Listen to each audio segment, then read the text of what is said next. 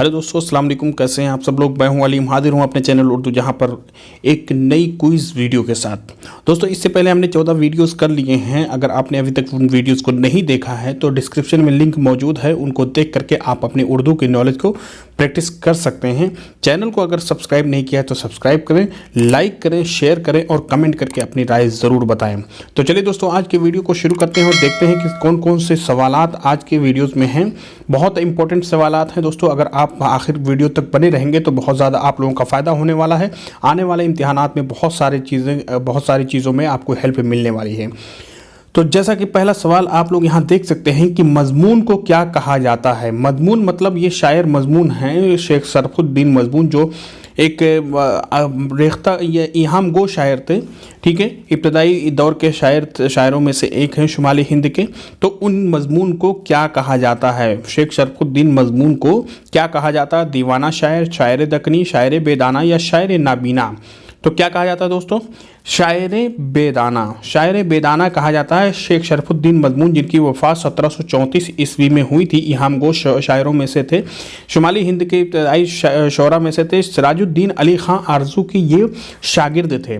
सिराजुद्दीन अली ख़ां आरज़ू के शागिर्द थे और वही इनको शायर बेदाना कहते थे। शायर बेदाना का मतलब ये होता है जिसका कोई दांत ना हो। तो इनके जो बीमारी की वजह से सारे दांत झड़ गए थे, इस वजह से सिराजुद्दीन अली ख़ां आरज़ू शेख शरफुद्दीन मजमून को शायर बेदाना कहते थे। ठीक है दोस्तों, चलते हैं अगले सवाल पर। अगला सवाल क्या है? गालिब ने अपने खतूत के ज़रिया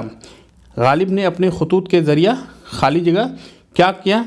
तंज़ो मिज़ाह को ख़त्म किया, कदीम तरीक़े को जारी किया, बेकार वक्त ज़ाय किया, अलक़ाब व आदाब का फ़रसूदा तरीक़ा ख़त्म किया।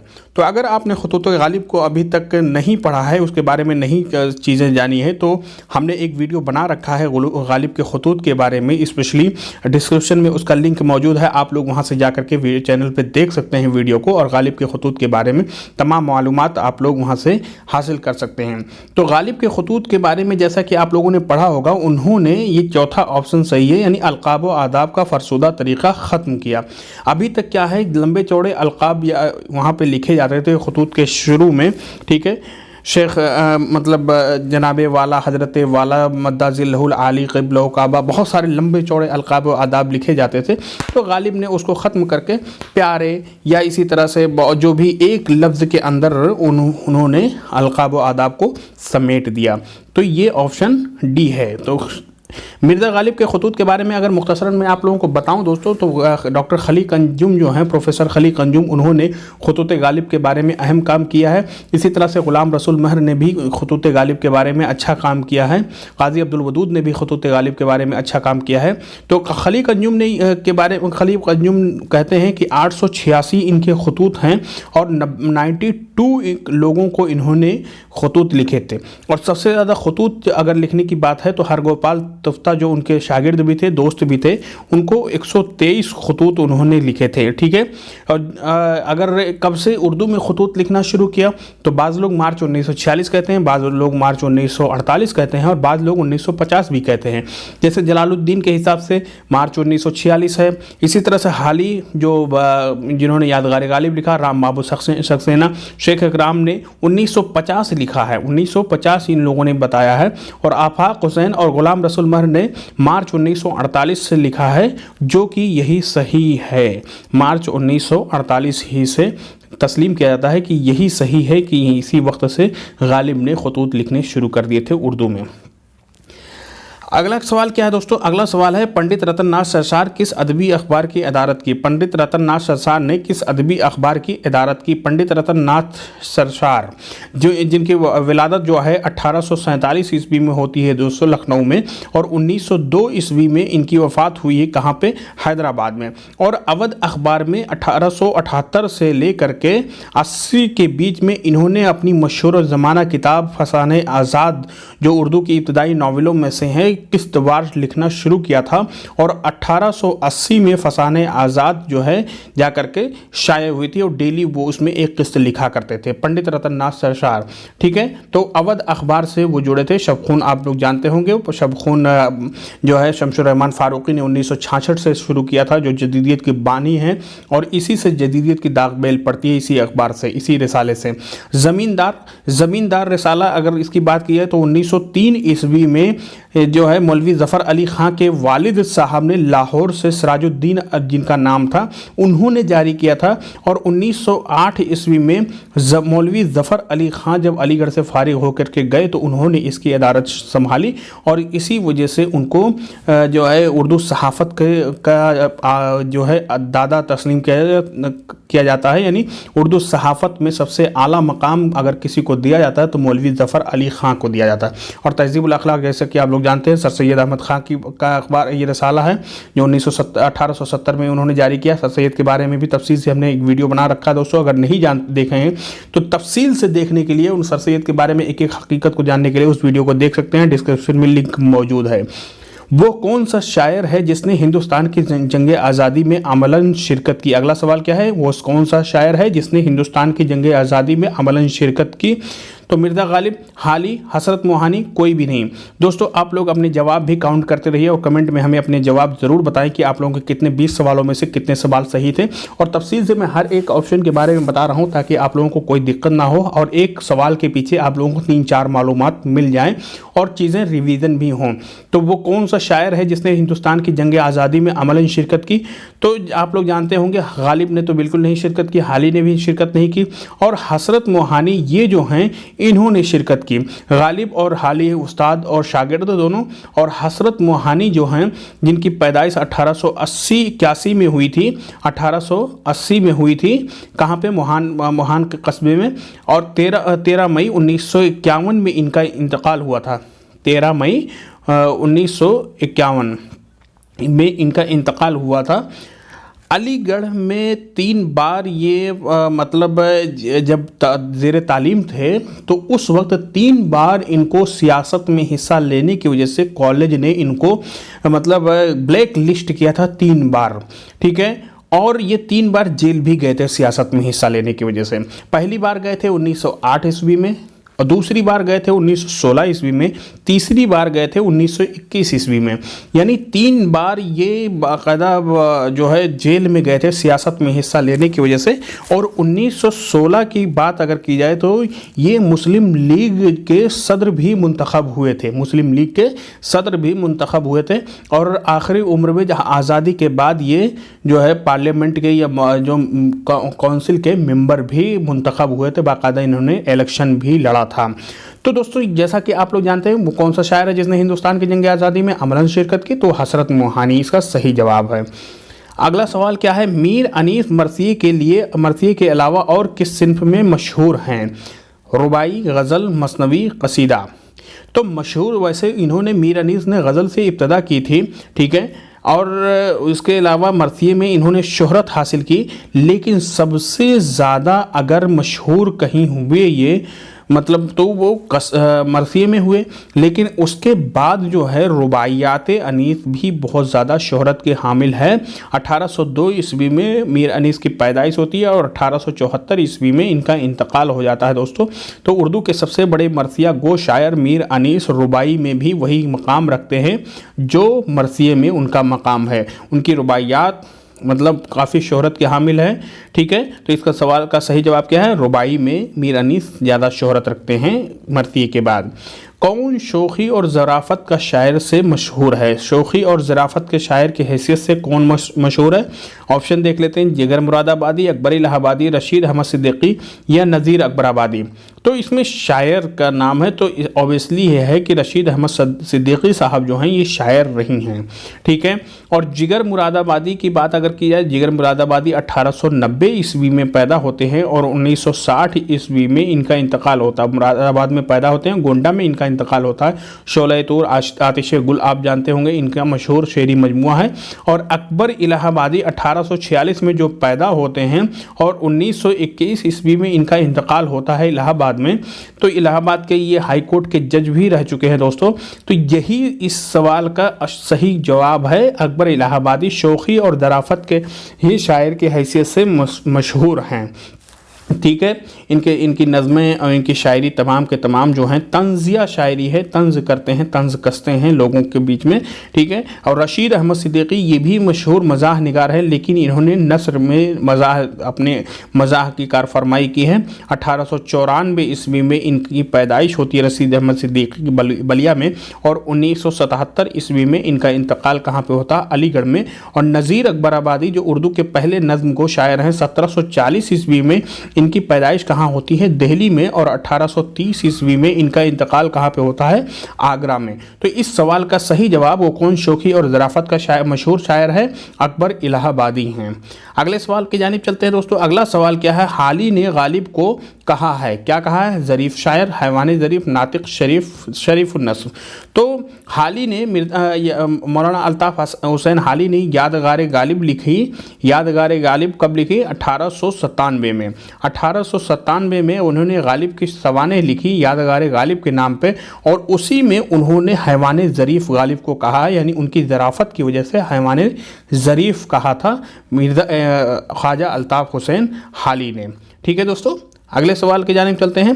इनमें ड्रामा निगार कौन नहीं है? आगा हश्र, हबीब तनवीर, इम्तियाज़ अली ताज या नज़ीर अकबर आबादी? तो इस सवाल का सही जवाब क्या है दोस्तों? जैसा कि आप लोग देख सकते हैं, डी ऑप्शन जो है ये इस सवाल का सही जवाब है। नज़ीर अकबर आबादी ये ड्रामा निगार नहीं है, बल्कि इन पर एक ड्रामा लिखा गया। नज़ीर अकबर आबादी 1740 ईस्वी में जो पैदा होते हैं दिल्ली में, 1830 ईस्वी में इनका इंतकाल हो जाता है। ये उर्दू के पहले नज़्म गो शायर में से तस्लीम किए जाते हैं, लेकिन ये ड्रामा निगार नहीं है। आगा हशर की बात की जाए तो 1879 ईस्वी में इनकी पैदाइश कहाँ होती है दोस्तों? बनारस में होती है।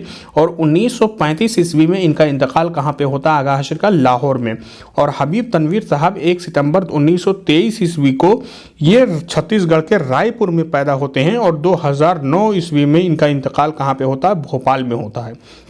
और इम्तियाज़ अली ताज ये लाहौर में पैदा होते हैं 13 अक्टूबर 1900 ईस्वी में, जो मशहूर ड्रामा अनारकली के मुसन्निफ़ हैं। और इनकी वफ़ात जो होती है 1970 ईस्वी में लाहौर में कातिलाना हमला की वजह से हम उसी में घायल होकर के इंतकाल कर जाते हैं। तो इस सवाल का सही जवाब ड्रामा निगार कौन नहीं है? नज़ीर अकबर आबादी।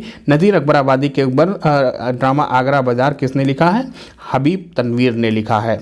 ठीक है, अगला सवाल क्या है दोस्तों? ड्रामे के बारे में भी हमने तमाम तफसील से वीडियोस बना रखे हैं, प्लेलिस्ट भी बना रखा है, जिसमें आप यूजीसी नेट के में जितने भी ड्रामा निगार शामिल हैं उन पर आप तफसील से वीडियो देख सकते हैं। ठीक है, डिस्क्रिप्शन में लिंक उसका मौजूद है। अब यहाँ पे है सवाल, नया ज़माना नए सुबह शाम पैदा कर किसके नाम से मानून है? यानी ये नया ज़माना नए सुबह शाम पैदा कर, ये जो शेर है नज़्म का, ये किसके नाम मानून है? फिरंग, तलवाए अलीगढ़, जावेद या इबलीस? तो ये दोस्तों अल्लामा इकबाल की मशहूर नज़्म है, और ये जावेद के नाम से मानून है। जावेद को अपने जो उनके बेटे थे जावेद इकबाल, उनको ही मुखातब करके उन्होंने ये मिसरा कहा था, नया ज़माना नए सुबह शाम पैदा कर। ठीक है, तो इस सवाल का सही जवाब क्या है? जावेद। तलवाए अलीगढ़ के नाम भी उन्होंने जिब्रील इबलीस भी नाम उन्होंने नज़्म लिखी, और फिरंग के नाम से भी उन्होंने नज़्म लिखी। लेकिन इस सवाल का सही जवाब क्या है? जावेद उनके जो बेटे थे। अगला सवाल क्या है दोस्तों? अगला सवाल है, फैज़ अहमद फैज़ की जेल में तख्लीक करदा नज़मों का मजमुआ कौन है? फैज़ अहमद फैज़ के बारे में अगर देखा जाए तो उन्होंने उनको जो 1952 ईस्वी में जो बगावत के इल्ज़ाम में पाकिस्तान हुकूमत ने उनको गिरफ़्तार किया था और जेल में कैद किया था। ठीक है, उस वक्त में, उस दौर में उन्होंने जो शेरी मजमुआ यानी जो शायरी की, उसको जो मजमुआ शाये किया था वो दस्ते तहे संग है।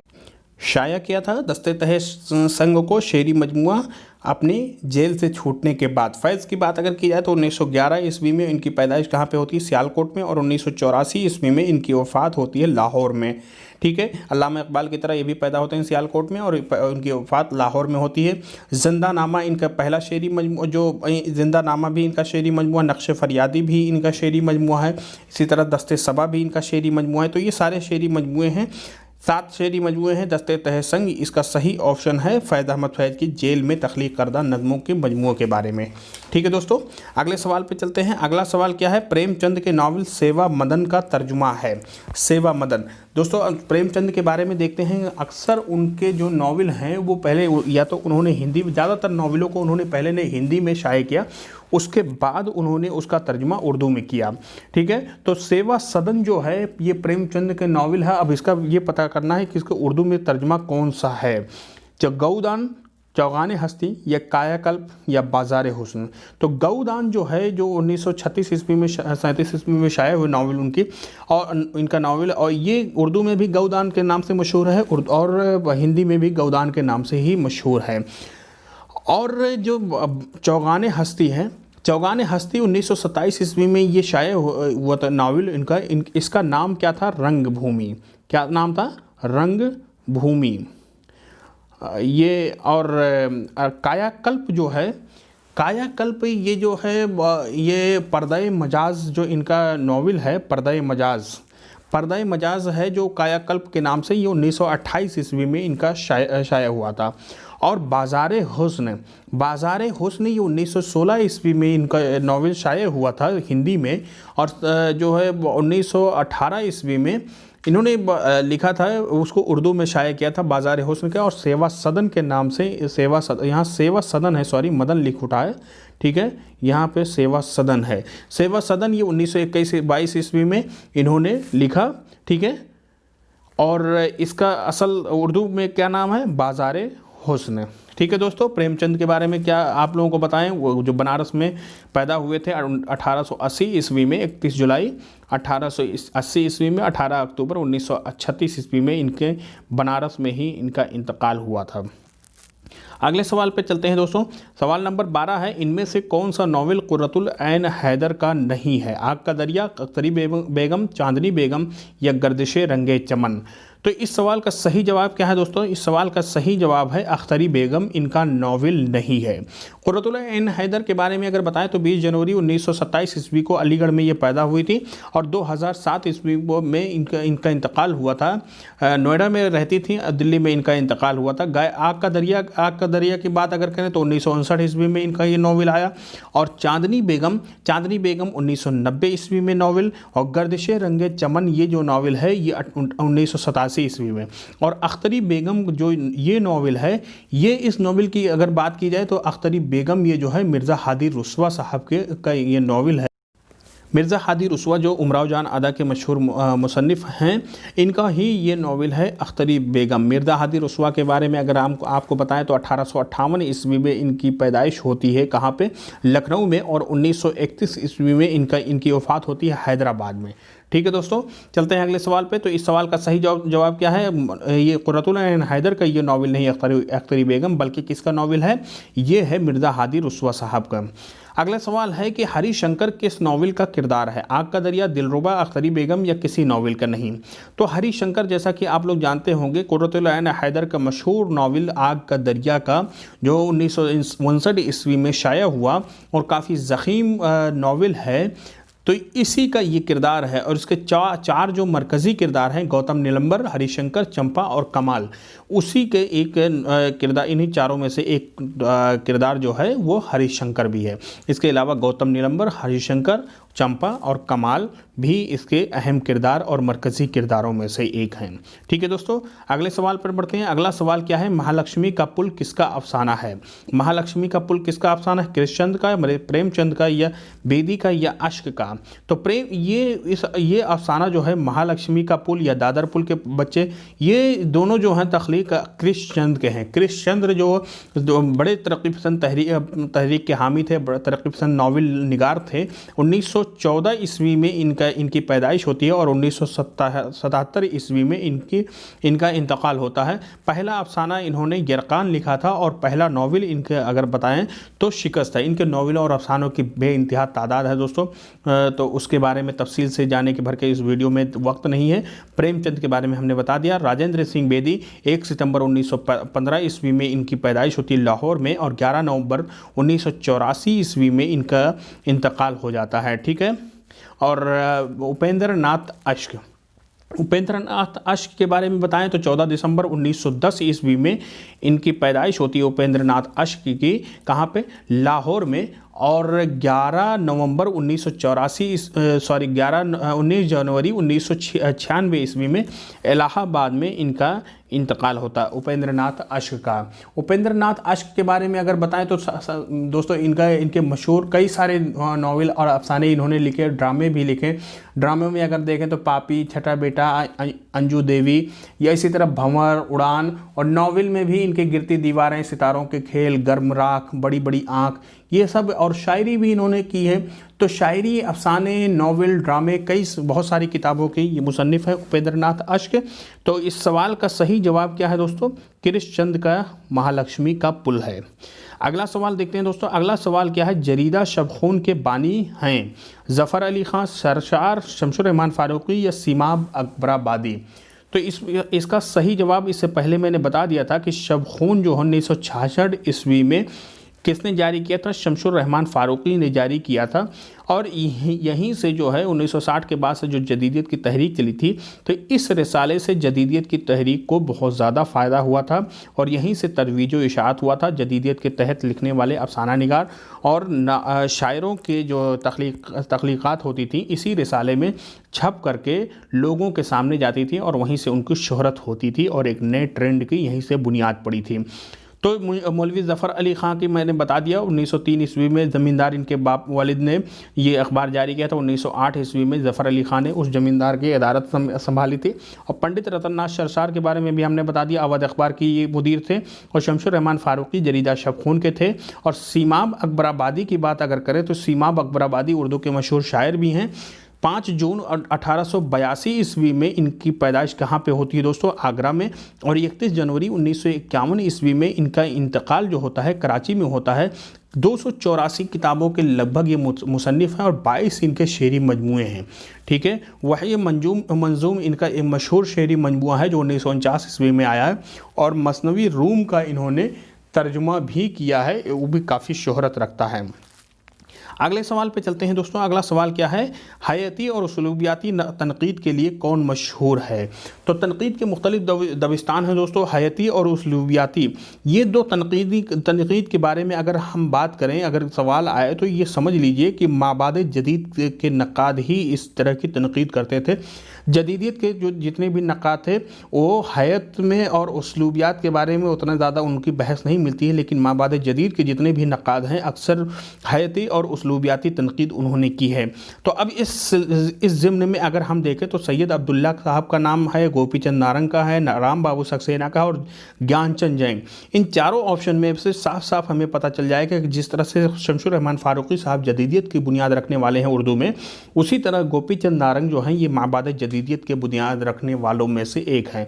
और गोपीचंद नारंग साहब जो हैं इन्होंने माबाद जदीदियत की बुनियाद रखी जब 1980 के बाद जो है एक तरह से जदीदियत का दम तोड़ने लगी, या एक बात कह लीजिए कि जदीदियत से लोग ऊबने लगे, तो इन्होंने माबाद जदीदियत की बुनियाद रखी और हयाती और उसलूबियाती सतह पर फनपारों को परखने की कोशिश की। और जिसकी ज़िम्न में इन्होंने कई सारी किताबें लिखी, उसलूबियात मीर, अदबी तनकीद और उसलूबियात, साख्तियात पर साख्तियात और मशरिक़ी शेरियात इनकी मशहूर किताब है गोपीचंद नारंग साहब की। तो इस सवाल का सही जवाब क्या है? गोपीचंद नारंग। सैयद अब्दुल्ला साहब की अगर बात करें तो 15 अप्रैल 1906 ईस्वी में मंगलौर में पैदा हुए। 14 अगस्त 1986 ईस्वी में पाकिस्तान में इनका इंतकाल हो गया था।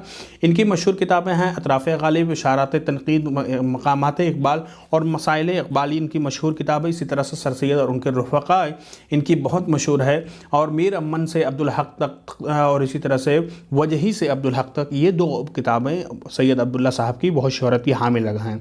और राम बाबू सक्सेना की तारीख़ अदब उर्दू सब लोग जानते होंगे। 1892 ईस्वी में इनकी पैदाइश होती है और 1957 ईस्वी में इनका इंतकाल हो जाता है। उर्दू में राम बाबू सक्सेना की जो तारीख़ अदब उर्दू जो इंग्लिश में एक दरअसल इसकी किताब लिखी थी उन्होंने, और हसन अस्करी ने इसका उर्दू में तर्जुमा किया था। ज्ञानचंद जैन उर्दू के मशहूर जो हैं मुअर्रिख़ हैं और इसी तरह से लिसानियात के इमाम हैं, नक़ाद हैं। तो ज्ञानचंद जैन की अगर बात करें तो 19 सितंबर 1923 ईस्वी में बिजनौर में इनकी पैदाइश होती है और 19 अगस्त 2007 ईस्वी में अमेरिका में इनकी वफ़ात होती है। उर्दू मसनवी शिमाली हिंद में बहुत मशहूर इनकी किताब है। उर्दू की नसरी दास्तानें ये भी बहुत मशहूर है। तहकीक का फ़न, तफसीर गालिब, आम लसानियात या लसानी मुताले, ये सब इनकी मशहूर किताबें हैं। ठीक है दोस्तों, तो ज्ञानचंद जैन और सैयद अब्दुल्ला, गोपीचंद नारंग, राम बाबू सक्सेना के बारे में हमने तफसील से जान लिया और इस सवाल का सही जवाब हमने देख लिया, गोपीचंद नारंग साहब ही हैं। अगला सवाल क्या है दोस्तों, तसव्वुफ़ में कौन सा शायर बेनज़ीर और बेमिसाल है? हसरत मोहानी, अल्लामा इकबाल, मौलाना हाली या मीर दर्द? तो इस सवाल का सही जवाब क्या है दोस्तों, मीर दर्द। हसरत मोहानी ये गज़ल के जो नशात सानिया के इमाम कहे जाते हैं, इनकी वजह से गज़ल की नशात सानिया हुई। ठीक है, अल्लामा इकबाल ये अगरचे मशरक़ी शायर हैं, शायर मशरक़ हैं और इन्होंने इस्लामी जो फ़लसफ़े को अपनी शायरी में बयान किया, लेकिन ये तसव्वुफ़ के शायर नहीं हैं। मौलाना हाली भी तसव्वुफ़ के शायर नहीं हैं। ठीक है, इसमें मीर दर्द जो 1721 ईस्वी में पैदा होता है, 1785 ईस्वी में इनकी वफ़ात होती है दिल्ली में। यही जो हैं ये उर्दू के सबसे बड़े तसव्वुफ़ के शायर एक तरह से तस्लीम किए जाते हैं। इसके बाद असगर गोंडवी साहब का भी नाम आता है, लेकिन मीर दर्द जो मीर तकी मीर और मिर्ज़ा मोहम्मद रफ़ी सौदा के मुआसिर भी हैं, वही सबसे बड़े तसव्वुफ़ के शायर उर्दू में तस्लीम किए जाते हैं। अगला सवाल क्या है, मीर अनीस और दबीर से पहले मरसिया गोई में मशहूर थे कौन? मीर खलीक व मीर दमीर, मीर व गालिब, हाली और आज़ाद, मीर सोज और सौदा? तो इस सवाल का सही जवाब क्या है दोस्तों, मीर खलीक और मीर ज़मीर। ये दोनों जो हैं, ये मीर ज़मीर जो हैं, ये तो इन्होंने जो मरसिए के अज़्ज़ाए तरकीबी हैं इन्होंने ही सेट किया था और सौदा ने जो है मरसिए की हैत को सेट किया था। लेकिन मीर अनीस और मिर्ज़ा दबीर से पहले मीर खलीक और मीर ज़मीर ये दो ही मशहूर शायर थे जिन्होंने मरसिए में आला मकाम हासिल किया था और मरसिए में नाम कमाया था। मीर खलीक की बात की जाए तो 1766 ईस्वी में फैज़ाबाद में पैदा होते हैं और 1884 ईस्वी में इनका इंतकाल फैज़ाबाद में ही हो जाता है। और मीर ज़मीर साहब 1775 ईस्वी में फैज़ाबाद में इनकी विलादत होती है और 1855 ईस्वी में लखनऊ में इनका इंतकाल होता है। तो मीर अनीस और दबीर से पहले मीर खलीक व मीर ज़मीर ही दो मरसिए के मशहूर शायर थे। अगला सवाल क्या है दोस्तों, नवाब मुस्तफ़ा खां शेफ्ता के तज़किरे का नाम क्या है? नवाब मुस्तफ़ा खां शेफ्ता जो 1806 ईस्वी को बुलंदशहर में पैदा होते हैं, 1869 ईस्वी में इनका इंतकाल दिल्ली में होता है। गुलशन बेखार, इस सवाल का सही जवाब क्या है, गुलशन बेखार इनका शेरी मजमुआ, मशहूर शेरी मजमुआ गालिब के हम असर में से हैं दोस्तों। ठीक है, निकात शोरा की बात की जाए तो 1752 ईस्वी में जो मीर तकी मीर का मशहूर फ़ारसी में लिखा गया उर्दू शोरा का पहला तज़किरा है। और गुलशन हिंद जो मिर्ज़ा अली लुत्फ़ का है जो 1802 ईस्वी में लिखा गया, तो फोर्ट विलियम कॉलेज में इन्होंने मिर्ज़ा अली लुत्फ़ ने लिखा और ये उर्दू में लिखा गया उर्दू शोरा का पहला तज़किरा तस्लीम किया जाता है। और शोराए उर्दू के तज़किरे ये डॉक्टर हनीफ नकवी की मशहूर किताब है शोराए उर्दू के तज़किरे, और सैयद अब्दुल्ला साहब की भी इस नाम से किताब है, लेकिन हनीफ नकवी की ज़्यादा ज़ख़ीम किताब है और सैयद अब्दुल्ला साहब की बहुत पतली किताब है। करबल कथा के मौलिफ़ कौन हैं? अगला सवाल क्या है दोस्तों, करबल कथा के मौलिफ़, ये आखिरी सवाल है। करबल कथा के मौलिफ़ कौन है? फ़ैज़, अबुल फ़ैज़, फ़ज़ल या फ़ज़ल अली खां फ़ज़ली या इंशा? तो इस सवाल का सही जवाब क्या है दोस्तों, फ़ज़ल अली खां फ़ज़ली। फ़ज़ल अली खां फ़ज़ली जो 1184 हिजरी मुताबिक 1710 ईस्वी में इनकी पैदाइश होती है। करबल कथा इन्होंने 1732-33 ईस्वी में लिखी 22-23 साल की उम्र में। ठीक है, और ये शुमाली हिंद की पहली नसरी तसनीफ़ भी शुमार की जाती है। फ़ैज़ की बात की जाए तो फ़ैज़ 1911 में जैसा अभी बताया सियालकोट में पैदा हुए, 1984 में लाहौर में इनका इंतकाल होता है। और अबुल फ़ज़ल ये जो है अकबर बादशाह का जो दरबारी जो आलिम था जिन्होंने आईन-ए-इकबरी लिखी और सर सैयद ने उसकी तस्हीह करके शाया भी की थी। और इंशा अल्लाह खां इंशा 1752 ईस्वी में इनकी पैदाइश होती है मुर्शिदाबाद में और 1817 ईस्वी में इनकी वफ़ात जो है ये लखनऊ में होती है। रानी केतकी की कहानी और सिल्के गोहर इनकी मशहूर किताबों में से एक है। तो 20 सवालों को हमने हल किया दोस्तों। उम्मीद करता हूँ आप लोगों को पसंद आया है। पसंद आया तो वीडियो को शेयर करें, लाइक करें, कमेंट करके ज़रूर अपनी स्कोर भी बताएं और अपनी राय भी दें और चैनल को ज़रूर सब्सक्राइब करें और इसको प्रमोट भी करें। दुआओं में